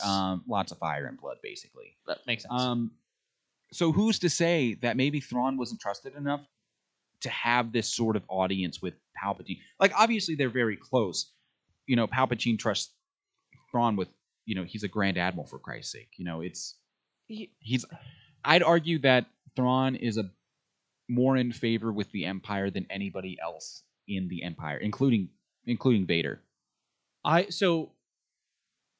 would say for means to an end of the power that Palpatine has, yes. However, because of the very nature of what it means to be a Sith, no. Like, he doesn't have it, but that's just because why would... Like, Palpatine knows what happens when you share your secrets. You get killed, so that way your apprentice can learn eternal youth. Yeah, you get liquored up by your apprentice, and the next thing you know, you're getting stabbed in your sleep. And I'm hoping that's what the Acolyte kind of goes into, because that's supposed to be... Can we please get Plagueis? Please. I think that'll happen I think we'll see him in the Acolyte, which is I have tail been end on my hands and knees to see Darth Plagueis. But yeah, in any way you want to take that as. But yeah, so that one was great. And then, so do you want to cover the other hero side of the ending? Do you think that one's bigger than? I thought that one was much bigger, and I've got 2 theories to why. I think Balin's is the biggest. Okay, then let's go to Shin then. Let's go to Shin. I love how we're running these down. It's like we're the ending scene to some inspiring movie where it like catches up with the main characters. It's like Billy went on to be the shortstop for the New York Yankees. Yeah. He broke his knee, never played baseball again. I was going with the ending of The Sandlot, but sure, no. Oh, yeah. I like that Shin took power and asserted dominance. She held her lightsaber up, and immediately I'm like, oh, you guys have seen how they can fight? Congratulations, she's going to be the new Genghis Khan. Yeah. And I'm sure somebody else has to be floating these theories out here. Do you think this is how the Knights of Ren, like maybe part of the Knights of Ren, like how they came to be? No. You don't think so? No. I don't know, the similarities between the Knights of Ren and these what were they called? Marauders, bandits, somewhere in that. They were, so in the comic for Kylo Ren and how he creates this thing. Well, they were already a thing beforehand. They were right? a thing beforehand, but like they touch the dark side to like brandish themselves. Yeah. But they're not actually Force users. Yeah. I don't think that they're. How did they start? I can't remember. Is it? Go find John. He has my comic, my trade paperback of it. We gotta get that back and read it. I haven't read it in so long, and I'm trying to remember. I'll get the baseball bat. We'll pay a visit to Johnny Boy. Wow, gonna loan shark him. Run. Why am I getting this message of run from you out of nowhere cryptically? Okay, but I can see that's a perfectly logical thing for me. I can see that, and I wish the Knights of Ren got more play in the original series. I wouldn't even mind a Ren one-off movie or miniseries of like 4 episodes. But no, I don't think they're going to be the Knights of Ren because I could see that floating by where a fallen Jedi trains them, starts teaching them how to fight this way, gives them the ability to do that, but then it's going to be how do they make it over into our universe? Well, I think that's or our galaxy or the main galaxy. This is where a season 2 of Ahsoka needs to happen. Yeah, and it needs to happen before we get this Dave Filoni super movie that It has to. It needs to. Which I actually think we've almost gone in chronological order of how the endings happen. I think so too. Because we'll go to Ahsoka next. Because that ending plays into the ending, which I lost my shit over, by the way. So I love how Ahsoka and Sabine do the only thing they really can do. Like, go back to the Nodi village. These are your people. We're going to walk with them. Yeah. And Ahsoka's like, hey, we need to move forward. This is, we got to do this. And as Sabine is staring into the night, into the darkness, she's like, I feel like she felt something, but she didn't exactly know what she was feeling. Yes. And I was like, maybe there's a chance that like we get before that we saw a Morai. Oh yeah, she was there. Yeah, with Ahsoka. We saw the owl, and the owl hangs out with Ahsoka, but I don't because Ahsoka can't remember where she's from, and all we know is that owl specifically, or those owls are tied to her. But she doesn't. I actually think that she knew in the world between worlds. Like I think because like she says Morai's name, and I'd have to go rewatch that episode. I think she knows what it is, but I don't think she realizes her involvement with them. Yeah. Like, she doesn't know how intertwined with that story she is. Yeah, I guess we'll have to... That's something I'll have to end up clearing up on my own after this. Yeah, well, there's gonna be like a rewatch of that arc. Yeah. And then a rewatch of Rebels. Which is so crazy, because that arc premiered probably... Has it been 10 years? I'd say arguably 10 years, yeah.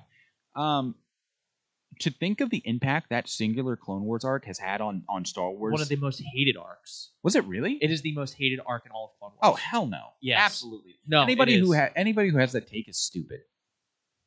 This is where I put my stake in the ground. I'm gonna give you the reason of why it's considered such a bad arc. Why? Everyone forgets everything at the end.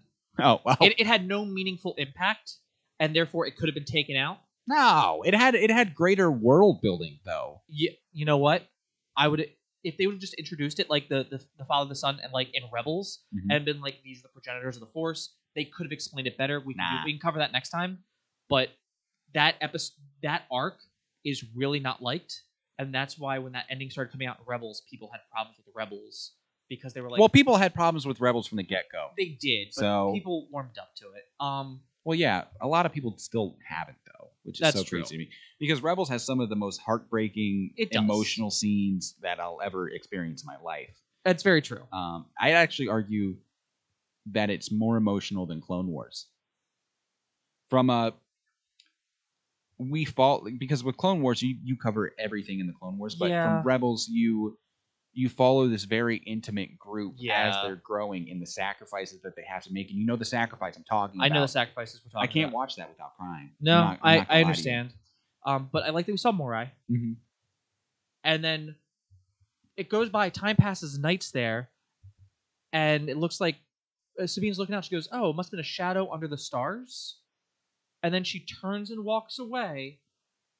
And Ahsoka looks out, and we get hybrid Force Ghost Anakin. Yep.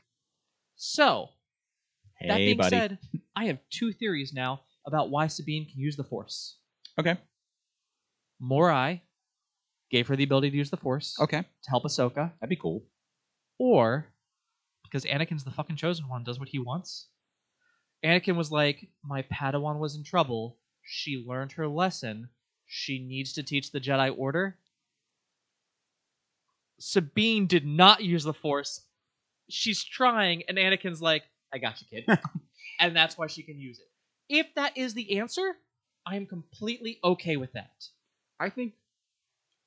What if it was almost exactly like what you just said, but instead of Anakin doing it for her, somehow Palpatine returned. Sorry. Somehow Anakin gave her the ability, which I would I rather think- have Morai give it to her. okay, but Liz, I don't know if we've touched on this theory before, but it's gaining a lot more traction. But who's to say that in death, Anakin did take up the mantle of the father? Because remember, the entire reason that arc happened is because the father called Anakin there to take his place because he was the only one powerful enough to keep the daughter and the brother in line. But they're both Or dead the daughter now, and the right? son. The daughter and the son are dead, right? The daughter for sure is. The son may or may not be. I can't exactly remember. I'd We'll have to rewatch it. Okay. But just because they're dead, I mean, who's to say that, like, the entire Chosen One prophecy is to bring balance to the Force, which he ended up doing in Return of the Jedi, right? Yeah. But what if that entire prophecy plays into the bigger galaxy at hand? It's not just So ending the Sith. The prophecy was misread, but he in death is the balance, is the middle, you know? So we're not gonna go into that because we're down an hour 45. Woo! To be fair, we can't do a 2-hour podcast. I promised them they would not get another one. but it's the end of the season. I know. So Okay, what I whatever. will propose Mhm. is maybe not right away, but we do A wrap up? not a wrap up. We do like a hey, here's where everything's leading. This is where we think, and we Predictions. might do it when Ahsoka Okay. 2 trailer drops. Sure. And we'll do it then. We'll rewatch arcs and things like that. But yeah, so we got to see that. If that's what they say, and like they're like, hey, because Spirit God thing gave her powers for that moment, I will be happier. If it's like you got 2, kid, you used them both, and then because we really don't see her use the Force after that for the rest of the fight. She throws Ezra, and then there's no more Force. Yeah, fair. Okay. So I think it's like she got her 2 moments, and that might be it. I wouldn't be mad if she was granted the Force that way, if it was some sort of like divine kind of deal. But also, like, as George Lucas loves to say, you can't take the Force too literal. The Force does what the Force wants. Okay, That's So- fair. and I hate to say it, like that's how you can explain away any controversies. Like, Yeah. the Force. Okay, but the Force does what the Force wants. But actually, that's also how Kanan's voice actor made douchey comments. I kind of want to hit him in the face. yeah, well, Freddie Prinze is an enigma. Yeah. So- Oh, Freddie, you have terrible tastes. Well, As I make hot calls going like this was the weakest episode of the series. he's married to Mary Elizabeth Winstead. They're married. Harris actress Ramona Flowers. I think she's married to Ewan McGregor. Oh wait, what? Yeah. Wait, who's Freddie Prinze married to? Am I wrong? Hold on. Are they? Did I get the? Yeah, Mary Elizabeth Winstead, and then Oh no, I'm sorry. Sarah Michelle Gellar is Freddy's wife. My Okay. bad. I got my Star Wars who was she? wives mixed up. She was in Buffy. That does nothing for me. I'm sorry. She's done like a lot of things. But anyway, yeah. She's also done Swan's Crossing, All My Children. She's done a whole bunch of stuff. Okay. Yep. I don't know anything with her. But so we'll wrap up that one, and then we get to the next ending or the final ending. Which again makes me so sad Yeah. that we're never gonna get Ray Stevenson again. I hope he rests in peace. I hope if there is a world beyond this one that he's looking down and appreciating every single person I've seen talk about Ahsoka has praised Ray's performance. He was a fantastic antagonist, Amazing. and I think he is trying to, like, if your theory is right and Anakin is the chosen one, I think he's gonna, like, whoever ends up taking up Balin's mantle is going to have to fight Anakin, and we're gonna get one more cool fight with Anakin. But we'll get to that later. But we see him walk up. We see him walking. He's standing on the precipice. Yep. He's standing on the precipice at the end of a show of a cliff face, and then it pans back. And I noticed it like almost immediately. So where it was. At first, I thought it might have been a Night Sister thing, and then like the second it got back further, I'm like, that's not a mouth, that's a beard, and it's pointing straight. And then to the right, you see an angry face, and to the left, you see a shattered rock. Yeah, that's all. Which leads me to believe the brother's actually still. I think the brother's still alive too. And that scene, I was losing my shit over. Yes. It had the same weight for me as Ahsoka in The Mandalorian asking, "Where's Thrawn?" Yeah, the Grand Admiral Thrawn line that she dropped, by the way, like again, it stands as one of the biggest mouth open, like jaw on the floor moments. Like Thrawn, Thrawn? You're talking about Thrawn? Yeah. Doing this?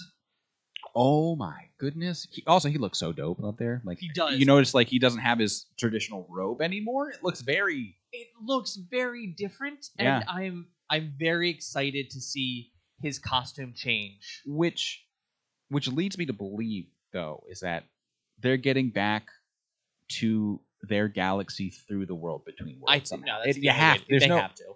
There's no more Star Whale Express. Yeah, the Squales are gone. Someone didn't make a shirt. No one saved them. Brought it back. Brought the bit back. I'm sorry I didn't start the fundraiser. Okay? I was busy. But yeah. So overall, what do you think of the series? I loved it. I thought it served perfectly as the Rebels season 5. There definitely were some pacing issues, as we've seen all too often throughout a lot of the Disney-led Star Wars series. I think the only show that Andor had a little bit of pacing issues in the beginning too. Weird things. However, Andor is like a work of art. I think Andor is great. Beautiful series. But overall, I loved it. I love where it's going. I'm glad that we got to see it. I'm just so mad that we don't get longer seasons of things. I think that the series, for what it had to do, it accomplished a lot. Mm-hmm. I'm gonna give it a solid 9 out of 10. I don't know what a 10 out of 10 would be. I think I'm with you. I think I agree with the 9. I'll go 9.1 because I like it more than you. That's fine. I mean, the episode was great. I still think when we're grading it on the curve of what the show had to do, that's why it's the weakest episode. Okay. And like a few other like choices in there, like, but that, like, to me that's little things. Choices that you're wrong about. No, I'm right. Okay, and sure. Anyway, next. So yeah, I'm gonna go a solid 9 out of 10. Especially if I say a 10 is Empire Strikes Back.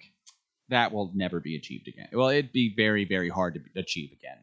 But Episode 5 was easily on the same level as Empire Strikes Back. Oh yeah, that's fair. So that's why I'm saying, like, when we're comparing those two together. If we put these in a pyramid, Empire will always stand as the pinnacle for me. But I think a lot of things have reached that second tier. For me. Yes. So that one's fair. But yeah. Speaking of fundraisers, we are doing the Extra Life fundraiser. I will make sure there's a link in the bottom supports one of the local children's hospitals here in DC. So thank you guys so much for donating that and coming by and checking it out. November 4th for you guys, so we're at a month away. We will do things. There are plenty of stretch goals that do need to get posted that people also need to get back to me on what else they would like to do for stretch goals. Woo. But do you have anything that you want to go out on? I think I'm good. I'm a little sad that we won't have our weekly podcast anymore, which is why we need more shows to pop up. I really enjoyed doing an Ahsoka podcast review. This is definitely something I've looked forward to week after week. It's been fun. I've missed doing podcasts. I do want to get back because I had to take a hiatus with work. Mm-hmm. So monthly podcasts will probably start coming back, if not a little bit more frequently. Weekly is a little tough right now. So you will get one for November. This is going to be the October podcast. We're going to do a couple special Christmas podcasts, so you guys can stay good for that one. Maybe I twist his arm and we get a Bad Batch podcast going. Who knows? We did one, didn't we? Yeah, but we did a... We'll get back to that one. So, as always, please don't forget to like, comment, subscribe, follow us on Facebook, Twitter, Instagram, Twitch. Go ahead. YouTube? YouTube. Yeah, podcast on YouTube. That's what it says, subscribe. Oh, okay. If you can, if you do like these podcasts, please throw us a thumbs up on Spotify. Follow on Spotify. Apple Podcasts does help us get discovered. These podcasts have been going very well and so far been pretty well received. Take care of your friends here and your friends elsewhere. Remember, you're all winners out there. Keep it weird. Have a fantastic rest of your night, everybody.